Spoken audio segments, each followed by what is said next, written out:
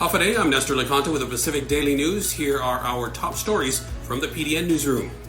A bill to expand Guam's Castle Doctrine law to apply to outside spaces within the boundaries of a home was moved to the voting file on Tuesday. Senators discussed Bill 3937 during session and voted to move the bill for a later vote after a failed first attempt. The Castle Doctrine authorizes a person to use reasonable force, including deadly force, to protect themselves against intruders inside their home. Bill 3937 by Senator William Parkinson would expand Castle Doctrine protection to the curtilage of a home, which generally refers to the outside boundaries of a home. Parkinson said a 2016 Guam Supreme Court case ruling limited Guam's Castle Doctrine law to spaces inside a home or residence.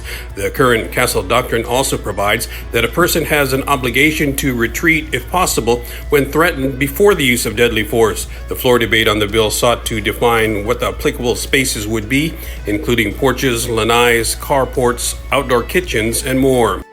In other news, Rear Admiral Gregory Huffman told the Rotary Club of Tumon Bay on Tuesday that the new Joint Task Force Micronesia, which he took the helm of recently, is still in its foundational stage but will grow in the coming years. It was Huffman's first public engagement after leaving his post as Joint Region Marianas Commander to take up the new role on the Joint Task Force. The task force is bringing more capacity to Guam, Rear Admiral Huffman said. He said the task force will be comprised of individuals from all of the services, which will allow them to leverage their expertise and capabilities.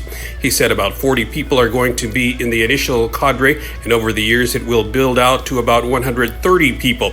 He said eventually one of the tasks will be the command and control of the Guam Defense System. An integrated 360-degree enhanced anti-missile system will be established on island in the next few years, he said.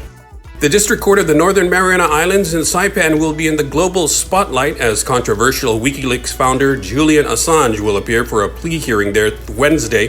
Assange is due to plead guilty on Wednesday to violating U.S. espionage law in a deal that will end his imprisonment in Britain and allow him to return home to Australia, ending a 14-year legal odyssey.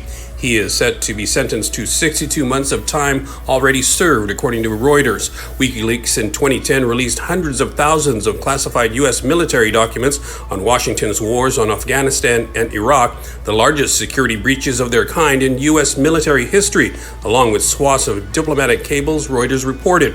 Assange was indicted during former President Donald Trump's administration over WikiLeaks' mass release of secret U.S. documents, which were leaked by Chelsea Manning, a former U.S. military intelligence analyst who was also prosecuted under the Espionage Act. In other news, the Guam Police Department is monitoring the traffic flow at the Route 1 and Route 10A intersection in Tamuning and assuming traffic control when required, according to acting spokesman Sergeant Paul Tapao. The traffic lights at the major intersection in Tamuning have not been fully functional for the past several days. The lights have been on flashing mode, leaving drivers at the busy intersection to wait their turns.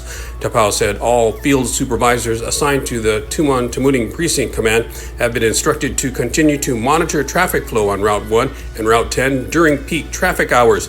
The hours include 7 a.m. to 9 a.m., 11 a.m. to 1 p.m., and 4 p.m. to 6 p.m. The traffic signals will remain in flashing mode until a full replacement of the power pedestal and electrical conduit can be procured and constructed, according to DPW. For more of these stories, go to GuamPDN.com and follow us on social media.